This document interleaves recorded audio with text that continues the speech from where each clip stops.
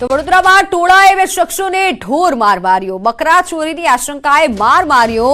રિક્ષામાં તોડફોડ કરી મારામારીની આ સમગ્ર ઘટનાના લાઈવ વિડીયો સામે આવ્યો છે. વાયરલ વિડીયો મામલે ન્યૂઝ 18 ગુજરાતી પુષ્ટિ નથી કરતું, પરંતુ જે વિસ્તારમાં બકરા ચોરીની ઘટના વધતા સ્થાનિકોએ વોચ ગોઠવી હતી ત્યાં ચોરીની આશંકાએ બે શખ્સોને ટોળાએ પટ્ટા અને દંડા વડે ફટકાર્યો.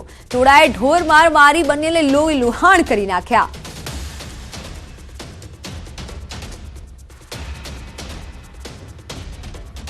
સાબરકાંઠાના ઈડરમાં ડિમોલિશનની કાર્યવાહી હાથ ધરાઈ છે. બસ સ્ટેશનથી ટાવર ચોક સુધીના દબાણો દૂર કરાયા છે. મુખ્ય માર્ગો પર નડતર રૂપ દબાણો દૂર કરાયા છે. તલાટી સહિતના મંત્રીઓની હાજરીમાં ડિમોલિશનની કામગીરી હાથ ધરાઈ. હાઈવે પરથી દબાણો દૂર થતા ટ્રાફિક સમસ્યા હવે દૂર થશે. તો વડોદરામાં નશાના વ્યાપારનો પર્દાફાશ થયો છે. બાજવા રેલવે સ્ટેશન પાસે એસઓજીના દરોડા. નશાકારક સિરપનું ગોડાઉન ઝડપાયું છે. ગોડાઉનમાંથી મોટી માત્રામાં સિરપનો જથ્થો મળી આવ્યો છે. એસઓજીએ સિરપની 367 પેટી કબજે લીધી છે. પેટીમાંથી 4400 કફ સિરપની બોટલ પણ મળી આવી. ગેરકાયદે ચાલતા કફ સિરપના ગોડાઉનને સીલ કરાયું. એસઓજી દ્વારા ગોડાઉન માલિકની શોધખોળ હાથ ધરાઈ છે. ભરૂચમાં તસ્કરો બેફામ બન્યા છે. લગ્ન પ્રસંગમાં સોનાની તસ્કરી કરી. અતિથિ રેસોર્ટમાંથી 15 તોલાની તસ્કરી કરી. કારનો કાચ તોડી અને સોનાની ચોરી કરી. રિસોર્ટમાં સીસીટીવી પણ બંધ હોવાનો ખુલાસો થયો. પોલીસે ઘટનાસ્થળે પહોંચી વધુ તપાસ હાથ ધરી છે.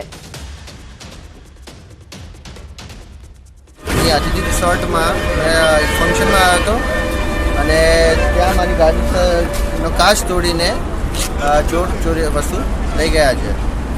અને એમાં જ્વેલરીઝ હતી ગોલ્ડની, લગભગ 7 થી 8 લાખની આજુબાજુની. હા, એપ્રોક્સિમેટ 9 થી 10 લાખ આસપાસની હશે. અને કેશ હતી ખરીદતા. તો રાજકોટથી મહત્વના સમાચાર મળી રહ્યા છે. રાજકોટમાં આરોગ્ય વિભાગનો સપાટો. રામનાથપરામાંથી અખાદ્ય ચોકલેટનો જથ્થો ઝડપાયો. 1200 કિલો ચોકલેટનો જથ્થો જપ્ત કરાયો. શ્રી લક્ષ્મી સ્ટોરમાં અખાદ્ય ચોકલેટનો જથ્થો સીઝ કરાયો.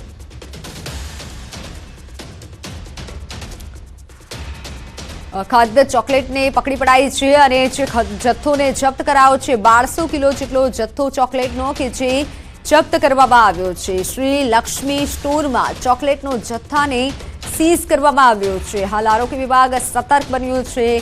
ખાદ્ય જથ્થાને ઝડપી રહ્યું છે. તો રાજકોટમાંથી 12 કિલો ચોકલેટનો જથ્થો જપ્ત કરાયો છે. ઓનલાઈન પર સંવાદદાતા અંકિત જોડાઈ ચૂક્યા છે. જી અંકિત, કઈ જગ્યાએ દરોડા કરવામાં આવ્યો, કેટલો જથ્થો હાલ મળી આવ્યો છે? ચોક્કસ ખાસ કરી વાત કરવામાં આવે તો રાજકોટ મહાનગરપાલિકાના ફૂડ વિભાગ દ્વારા ગઈકાલે સાંજ બાદ રામનાથપરા વિસ્તારમાંથી ચોકલેટનો ખાદ્ય જથ્થો છે તે ઝડપી પાડવામાં આવ્યો છે. અંદાજિત 1200 કિલોથી પણ વધુ ચોકલેટનો જથ્થો છે તે ઝડપી પાડવામાં આવ્યો છે. શ્રી લક્ષ્મી સ્ટોરમાં જે ચોકલેટનો જે જથ્થો રાખવામાં આવ્યો હતો તે તમામ જથ્થો છે તે સીઝ કરવામાં આવ્યો છે. સાથોસાથ જે ચોકલેટની ઉપરનું જે રેપર મળી આવ્યું છે ને તેમાંથી જે ચોકલેટ છે તે ચાઇનાથી આયાત કરવામાં આવી હોય અને ચોકલેટમાં નોનવેજના સિમ્બોલ છે તે લગાવવામાં આવ્યા છે. ત્યારે સૌથી મહત્વનો સવાલ તો એ ઊભો થાય છે કે આખરે આ ચોકલેટ છે તે શું નોનવેજમાંથી બનાવવામાં આવતી હતી કે કેમ, તે સહિતની તમામ બાબતો અંગે જે છે મહાનગરપાલિકાના ફૂડ વિભાગ દ્વારા તપાસ હાથ ધરવામાં આવી છે. સાથોસાથ જે જથ્થો સીઝ કરવામાં આવ્યો છે તેમાંથી મોટા ભાગનો જથ્થો છે તે એક્સપાયર થયેલો હોવાનું પણ સામે આવ્યું છે. તો કેટલીક જગ્યાએ એક્સપાયરી ડેટ છે તે પણ ભૂસી નાખવામાં આવી છે. ત્યારે સૌથી મહત્વનો સવાલ તો એ ઉભો થાય છે કે આ પ્રકારની ચોકલેટ ખાઈને બાળકો કઈ રીતે બીમાર પડી શકે તેમ છે. ત્યારે FSSAIના નિયમોનું પણ ઉલ્લંઘન છે તે કરવામાં આવેલું છે. જી બિલકુલ અંકિત, આભાર માહિતી બદલ. તો અંબાજીમાં 51 શક્તિપીઠ પરિક્રમા મહોત્સવનો આજે ચોથો દિવસ છે. આજે મુખ્યમંત્રી, ધારાસભ્યો અંબાજી જશે. વિધાનસભાના સ્પીકર શંકર ચૌધરી પણ અંબાજી જશે. 51 શક્તિપીઠના વિવિધ સંકુલોમાં પૂજા અર્ચના કરશે. ગબ્બર તળેટી ખાતે મહાઆરતીમાં સહભાગી થશે. લાઇટ એન્ડ સાઉન્ડ શો નિહાળશે. મહત્વનું છે કે ત્રીજા દિવસે 2,60,000 શ્રદ્ધાળુઓએ પરિક્રમા કરી હતી. બનાસકાંઠામાં ટ્રિપલ અકસ્માત થયો છે. એકનું મોત નીપજ્યું. જીવાણા ગામ પાસે અકસ્માતમાં 2 લોકો ઘાયલ થયા. અજાણ્યા વાહને રિક્ષા અને કારને ટક્કર મારી હતી. ઇજાગ્રસ્તોને સારવાર માટે હોસ્પિટલ ખસેડાયા છે.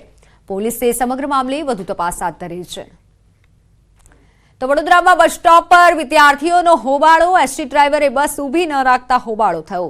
કીર્તિસ્તંભથી પાદરા જતી બસનો ઘેરાવો. બસને રોકી ડ્રાઈવર પાસે ખુલાસો માંગ્યો. પોલીસે ઘટનાસ્થળે પહોંચી મામલો થાળે પાડ્યો. તો સમાચાર